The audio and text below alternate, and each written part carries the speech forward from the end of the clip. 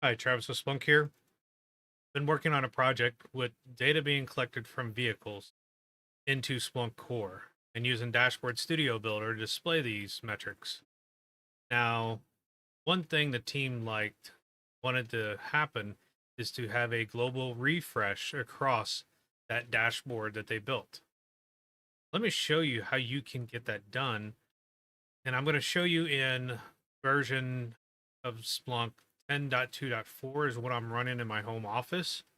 However, if you do upgrade to 10.4, which I haven't done yet in this environment, there is other options for the individual searches and in the GUI how to get a refresh to happen on those searches.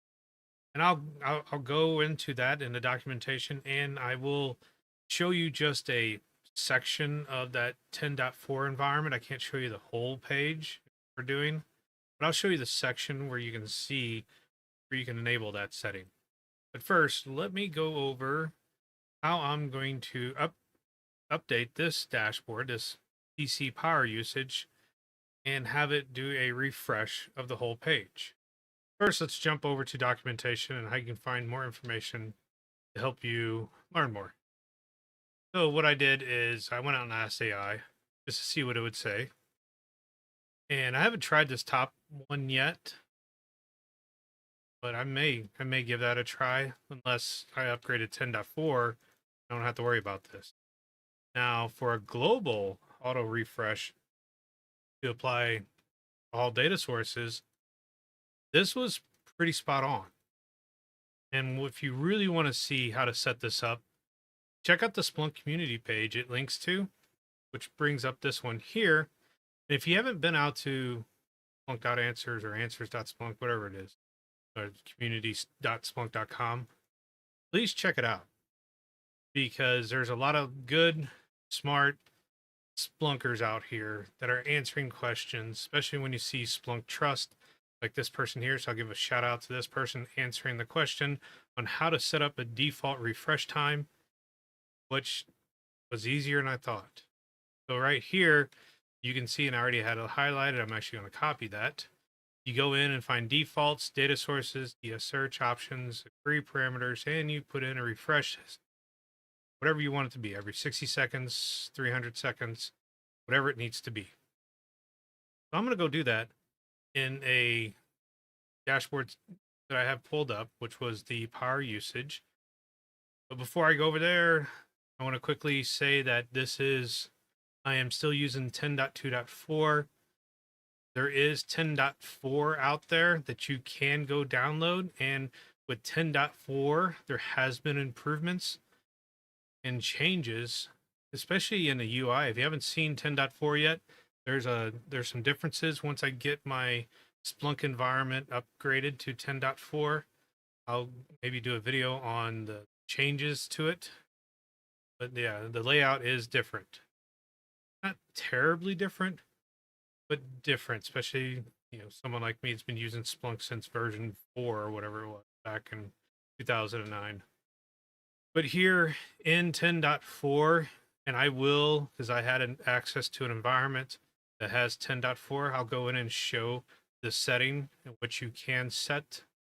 But I've already got the one dashboard set to use the other setting, which is located here for that global refresh.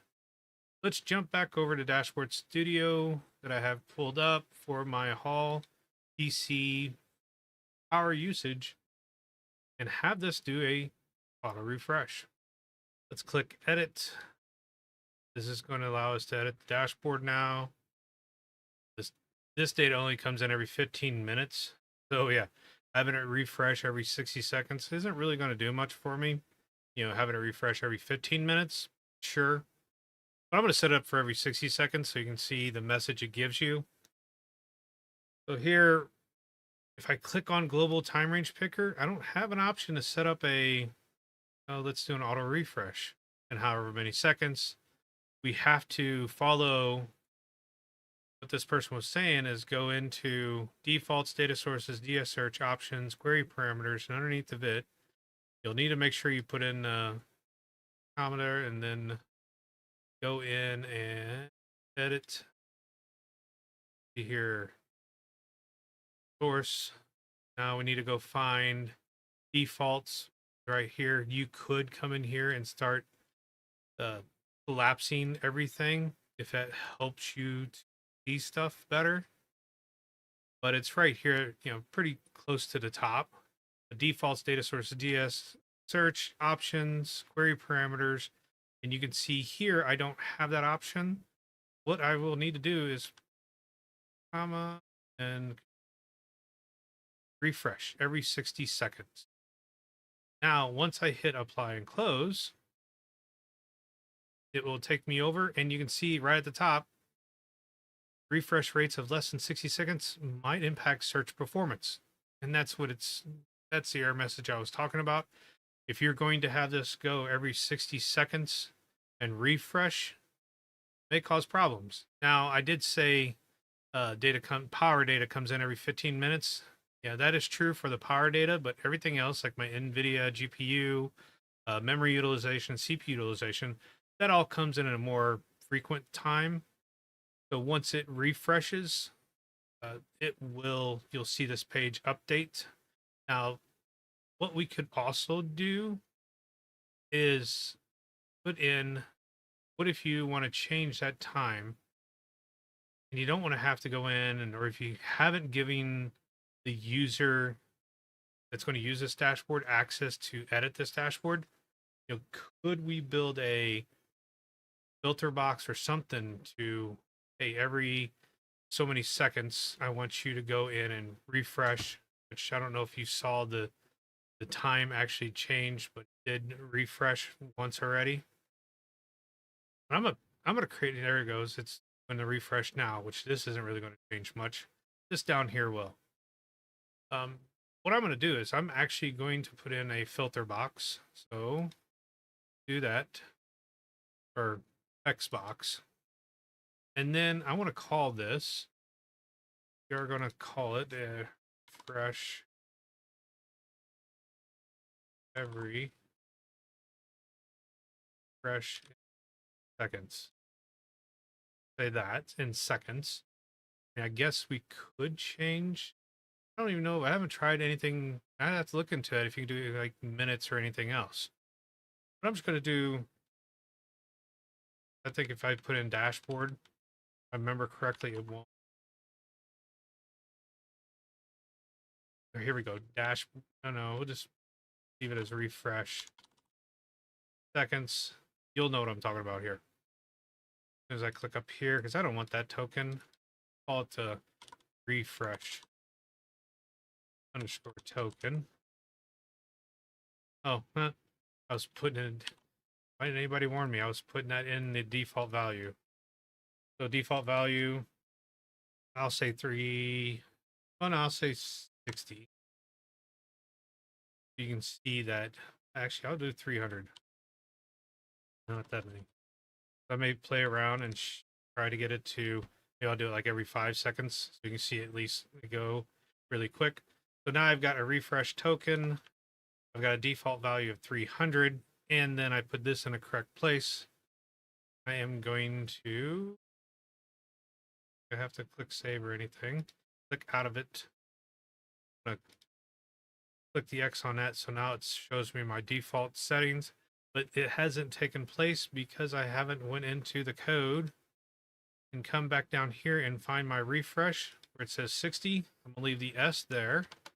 I didn't, I could put an S or could have said 300S, but if somebody just puts in a number, is it going to break it? If I just give them a number and say use seconds, I mean, that's going to be up to you how you want to do this.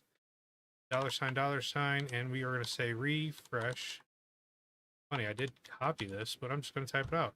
But refresh token. I hit apply and close. And now it should refresh. There it goes. And to show you that it will, you know what? I'm going to click save. I'm going to click view. Now I've saved it. I'm in a view. I've given this access to somebody else. You can put some more verbiage up here if you'd like. Change the verbiage, expression, whatever. Maybe put it right here. If I put in edit If I were to come in here and start saying dashboard refresh, it gets to a point where you can't read that, and I can't make this any bigger that I'm aware of. Maybe there's a way to do it, and I haven't tried that. I'll just leave it in refresh. Or here. Yeah, refresh in seconds. I'll just leave it there. Back here. So if I take up here and say 5 seconds, now it says, hey, refresh rates of less than 60 seconds. Once again, it's telling me that you might not want to do that. You can probably cause a lot of overhead that you don't want. But I want to do it for the video just so you can see that it is working. And I know I saw it once. There it goes again. So you can see that it is refreshing all the dashboard panels every 5 seconds.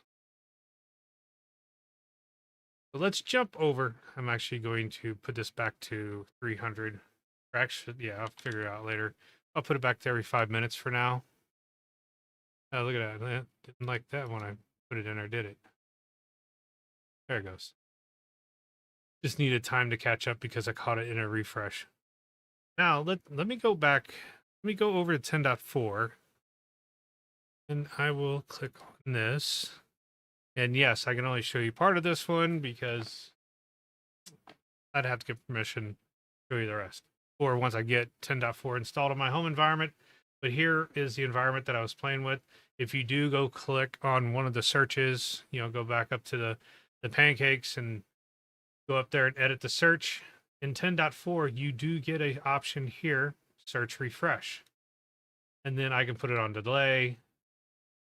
You can get more information about that, indicate starting time, 30 seconds, 5 minutes, or 1 hour. I could probably, and I may play with that in my other thing, try it yourself. Instead of just putting 300, put in, 5M and see if it works. 1M, whatever you want to try. But here you can set that up. I guess the default is 30 seconds. You can also have it as an interval. You can go back to that documentation, which let me click on upper screen. Go back here and read more about that new setting that you can have in place in 10.4. So if you're in anything that's not 10.4, you're not going to have this option. So if you really want that, go upgrade. Now, the only the only drawback is, for example, if I come up here and I'll show you in this environment, I only have 1, 2, 3, 4, 5, 6 searches that are running when I launch this dashboard. A lot of them, I've got most of them here running off of Powerbase 1. So I could just come in here and click edit and add those settings in there once they become available for that one search. And then I don't have to have all of my searches doing an auto refresh. So if you want to go that way, you can. Or if you want the whole dashboard to just auto refresh, hopefully I've shown you how to do that. And hopefully this Splunk Trust member, led us all in the right direction. But once again, if you do go to .conf 26 this year, check out, talk to anybody that's wearing a fez and a cape. That is your Splunk Trust. Those are the people that really know and really get into Splunk. Make sure you are hitting them up and asking questions. And then, of course, if you've got a Splunk account team, sales, solution engineer, architect you're dealing with, make sure to hit them up as well. We're always here to help. With that, I hope you found this information helpful. And as always, happy spelunking.